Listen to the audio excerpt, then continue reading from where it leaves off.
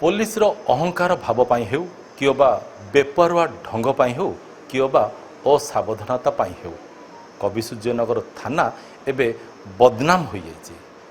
एमिति नु जे ये प्रथम घटना जो अभियोग होउची सुशांतंकर हाजतरे अकथनीय निर्यातना माड़ मरा जोगु तांकर मृत्यु घटी। जदि आमे इतिहास देखिबा ताहले ये प्रथम घटना नुह। गंजाम जिलार एमती अनेक थाना रही, ओडिशार एमती अनेक थाना रही जोठी कि पुलिस माने संदेह अपराधी मानकु धरी आसी थांती और यापरे तांको ठारू तथ्य आदाय करिया पई सत्य कथा आदाय करिया पई सत्य आदाय करिया पई तांको थर्ड डिग्री प्रयोग करथांती। सुशांत क्षेत्र में ताहा ही होइतिला जहा अभियोग होइछि।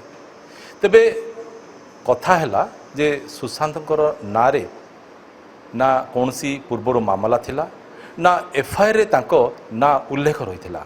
तथापि जो ढंगरे पुलिस ताकू उठाई आनिथिला और जो ढंगरे पुलिस ताकू अकथनीय निर्यातना देउथिला माड़ मारुथिला ताकू नहीं एबे अनेक प्रश्न सृष्टि होइछि। हेले तांकू प्रकृत रे थर्ड डिग्री पुलिस देउथिला ना नाही ताहार तथ्य अर्थात ताहा केते सत केते मिछ ताहा जदिओ आम पाखरे नाही किंतु तांको शरीर रे सृष्टि होइतिबा अनेक चिन्ह अनेक आघात चिन्ह अनेक क्षत ताही प्रमाणित करुछि।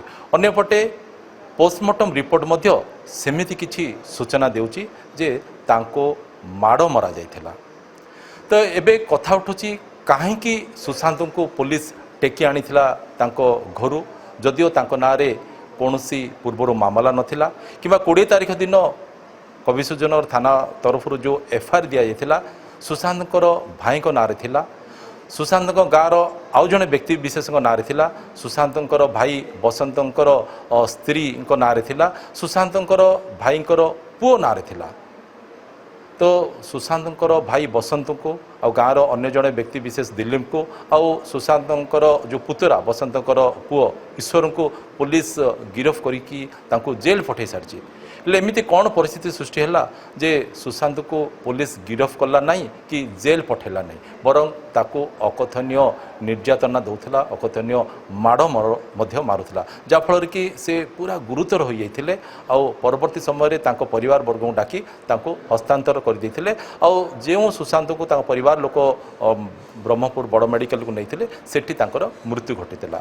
तो पूरा घटना पछरे केते सत रही केते मिछ रही कहीं एमिती परिस्थिति सृष्टि है जे से माने सुशांत को टार्गेट कले जो से पत्थर खादान रे जेते बळे सुशांतकर भाई आउ तांकर स्त्री को खनि अधिकारी आउ पुलिस स्टाफ धस्ताधस्ती करुथिले तांको सेठू टेकी नवा पे उद्यम करथिले। सेतेबळे जो सुशांत छपी रही कि फोटो उठाई देथिला सेथि पई से माने ता ऊपर दाउ साजिले कि ताठार आउ किछि सत उगाड़िबा पई ताकू से माने पचरा उचरा करने सहित ताकू माड़ मारुथिले कि एमती अनेक प्रश्न बर्तमान उंकी मारुची जार उत्तर वर्तमान जो एचआरपीसी रो जो टीम आछंती से माने ताहा निहाती रूपे से रहस्य भेद करेंगे निहाती रूपे से सत से माने खोजे। तेबे एठी आमे कहि रखिबु जे ये होची कवि सूर्यनगर थानार से कालकोठरी जोठी कि केवल सुशांत को नुह सुशांत पूर्वर ईश्वर को मध्य एठी माड़ मरा जाइथिला। सुशांत पूर्वर